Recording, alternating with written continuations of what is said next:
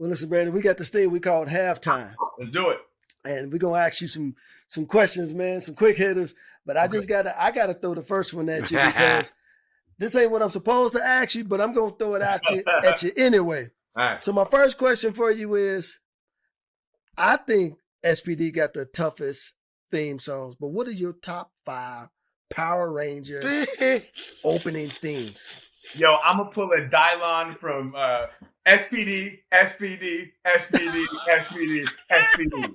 Top fire. There you go. Yes, sir. Yes, sir. Yes, sir. There you go. I love it. I love it. I love it. Yeah. I love it. Man. Hit him with another one, Will. Favorite city you lived in while filming? Auckland. Auckland. Where's that? Yeah. We shot in New Zealand. We shot Power Rangers in Auckland. Wow. Is that where it was at? Yeah. So we spent like 9 months in Auckland. It was incredible, man. And that was like my first. I was 25, and that was like my first kind of like big gig. And I got to travel and live in Auckland, New Zealand for 9 months. Out of this, you got per diem for 9 months. Yeah, I love that. That's where your mind goes. I love that word. That's the first thing you think of. Where's that per diem? Where's that per diem at, baby? That's right. That's right. Oh man. Is there a director you like to work with that you haven't worked with yet? Yeah. David Fincher. Yeah, I love his movies. He's just slick. David is known for?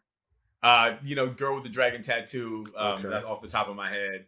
Fincher is like he's a king. He's just slick. Yeah. Okay. Absolutely. And how about an actor you like to work with? Or an actress? I love Tom Hardy. And I love Jessica Chastain. I think they're both like high level. Everything they're in, I just find them so watchable and so truthful. Masters. Good. All right. I'm going to shoot one at you. Give us your favorite character you played up to this point. Dale Jakes, Graceland. Okay. Okay. 100%. Tell us a couple of shows that you're watching right now and why. I mean, I was watching Turner and Hooch. This is my show. Is that okay? Can the new reboot one, right? Yeah. Yeah. The new reboot. Yeah, on Disney Plus. Go check it out, everybody. Okay. If you haven't. But I haven't really been watching much TV lately. I've been busy working on The Rookie and Snowfall, and reading those scripts. And so, when I'm having my downtime, I actually really like to watch food shows. You know what I mean? I'm a big foodie. So I love David, Ugly Delicious. I've been watching a lot lately. I just kind of like to get outside of the world that I'm in and like watch something different. But I had just started when I booked the Snowfall gig, I started watching that. So I'm like the first 2 seasons into Snowfall. Have y'all seen it yet? Oh yeah. Come on. Snowfall? It's wild. Come on, man. Yeah. I will admit, man, I haven't seen it yet. Okay. But I am going to watch it. It's wild, right, Arthur? It's wild. Snowfall is off the chain. Yeah, it's that real. That's that real. Give us your 5 favorite musical artists of all time. Ooh, of all time. Okay, Nas. Ooh. Smith and Wesson. Okay. Shit. I mean, I gotta say the Beatles because I love me some Beatles. I gotta say Bunny Wailer because me and my dad used to listen to Bunny Wailer growing up, and that shit just had like an effect on my soul. Okay. And then maybe I'll go like Nirvana or no Radiohead. Radiohead. Okay. Yeah, those 5. That's what's up. Is there a role that you really wanted but you didn't get? Yeah, man. Hey, say yeah, man. Where do you begin? It's funny. Like when I first moved to LA, I had like a real hard like learning curve down here. Like I didn't work for about 2 years when I first got down here because it's like a different game, it's more competitive. But there's this one audition that kind of changed my perspective. And it was a role that I didn't end up getting, but I kind of knew in the room that like, I knew that I would like, I could tell by the casting director's reaction that I was like, okay, like now I'm ready. And I didn't end up getting the part, which is ironic. You know what I mean? So yeah, there's like a lot of things that you think you really, really want and you don't get, or like it's between you and somebody else, and you're like, oh, another second choice. Yeah. You know what I mean? Nobody, there's no second place ribbons. You know what I'm saying? Like only one person gets to be on screen. Hey, Brandon, I can relate to you in that realm right there, dude. I went out for this audition and I got called back. Okay. When you get called back more than 3 times, you thinking like, it's getting nailed down to the final 5 or the final 3. So it was Quincy in the Love and Basketball, Gina Blytheworth's movie. So I get called back the 5th time. How long ago was that? Man, this was like early 2000s. Yeah, Okay. I get called back the 5th time. Spike Lee in the room, Gina Blytheworth in the room, and one of the other directors was in the room. So I'm thinking I'm, got this joint, right? I leave on a high. I ain't get a call back saying I ain't get it or nothing. I was mad as hell. You looking at your phone, you like you checking your phone ring, you like, yo, is my phone not working? I'm like, 2 weeks and went by. I ain't got a phone call, nothing. So I talked to my agent. Yeah, she was like, "Oh yeah, Arthur, that's how the business is. They don't, if you don't get the part, they not gonna call you and let you know you don't get it." I'm like, damn, they just don't call. I'm like, what the fuck? Yeah, man. Yeah.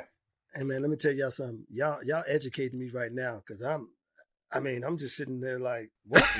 Yeah. Because that's what I was going to ask you. Like, how do you get in the acting game? What's the steps?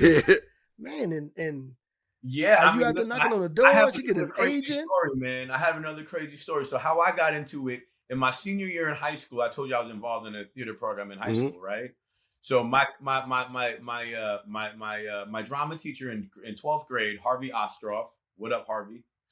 He brought in a casting director in one day just to be like, hey, like, this is what it's like in the real world. These are like what sides are. And she was like, hey, does anybody want to like read these? And of course I was like, I do. So I went up and I read it with her. And like the next day, my grade 12 drama teacher was like, hey man, he's like, so Suzanne like thinks you're talented. And she was like, if you ever want an agent, like she said, give her a call. And at that time I was already like full, like I was going to Albany. Like I had all my life ducks in a row. Cut to my senior year when I graduated Albany, I went back to Vancouver and I found that same lady. What? And I called her. I was like, yeah, bro. I was like, hey, Suzanne. I was like, this is Brandon. I met you 4 years ago at Johnson Heights. I read for you. And she's like, yeah, I remember you. And I was like, yo, you said if I ever wanted an agent, hit you up. So this is me, 4 years later hitting you up. And she set me up with like 3 meetings like the next day. Wow. And it took off from there. Yeah. Wow. That's it, man. I'm still with that same agent up in Canada. I'm still with her today. And that was is in 2002. You're still with the same agent from 2002 that. Now I have representation in LA now. But that was my first agent up in Canada, and I'm still with her up in Canada. Wow. Same girl. And she was, I was 22. I think she was like 24 at the time. Like we've grown up together, man. That's beautiful. So look. Yeah. So that's tell me and William, because I kind of know, but explain to our audience, if one wants to get into acting, what are the first 3 steps that they need to do first? Man, okay, that's a great question. I'm going to preface this with like, I don't know how qualified I am because I've been in it for so long and the game changes. So like what I did in 2002 might not apply in 2021. Right, absolutely. You know what I mean? Like the rules of engagement change. That being said, I would be like, hey, get into an acting class. That's number 1.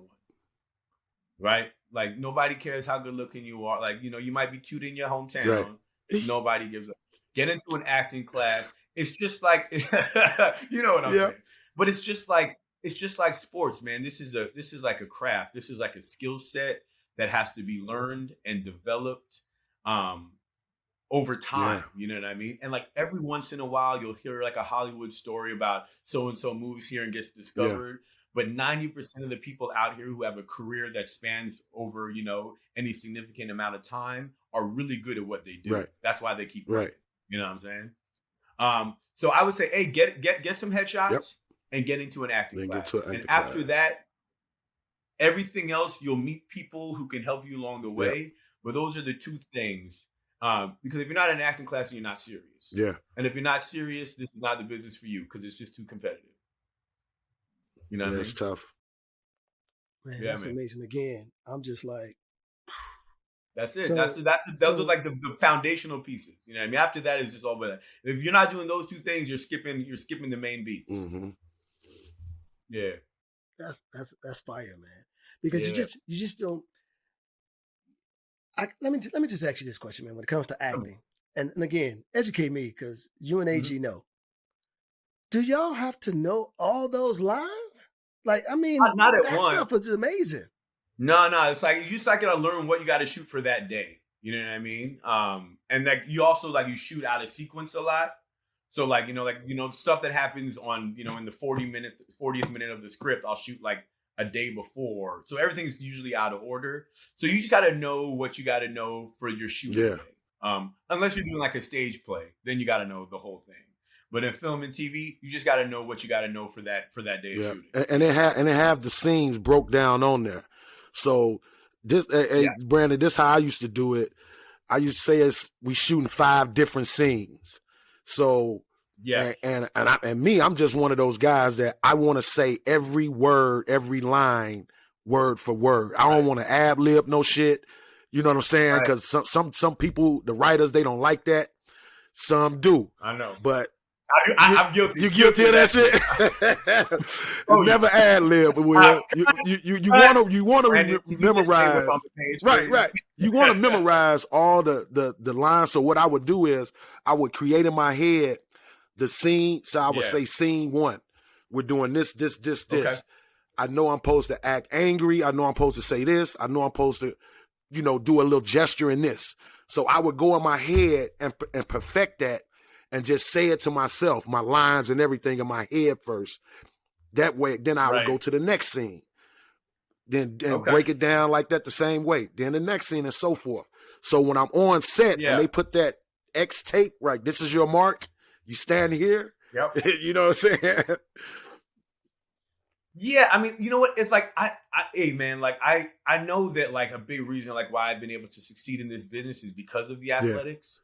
Because I treat this like sports, like it's a muscle. It's a muscle. If I'm not acting on a regular basis, I get rusty. Just like if you're not shooting on a regular basis, you can't just not shoot for a month and go pick up a ball and expect to, pick not. It's the same thing. It's a muscle that you have to keep sharp, right? Or else you lose it. It's the same idea. Anyway, that's how I approach it. And that's just comes from being an athlete. So like, I got to be acting every day. I got to be reading something every day. I got to be doing something towards that end every day, or else when those opportunities come, if you're not ready, you know what I mean? It might be another couple of years before these big opportunities come, so you got to stay sharp.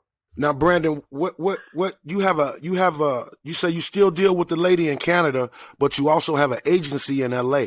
How does those two work? I have an agency and a manager in LA. So I have like 3 different people on my team. So, they're just constantly talking, looking for opportunities up there and down here. And they're great. Big up Ben Gorman, Buckwald, Laura, Becca, Steven. I got to give them shouts out. Natasha, if they watch it, they won't watch it, but if they do. But yeah, they work in synergy and they always have like my best interest at heart, right? So we're in constant conversation about, what the next project is, like if it's right, if it feels right, what platform it's going to be on. Cause like I like to do different things. Like I like to do a drama, and then the next thing I like to do is a comedy. Like I like to keep it balanced. You know what I mean? Then otherwise I kind of feel stale. Right. So we also try to like. I also like to pay my mortgage. Absolutely. So like, absolutely. So you got to keep it balanced. Right? Yeah.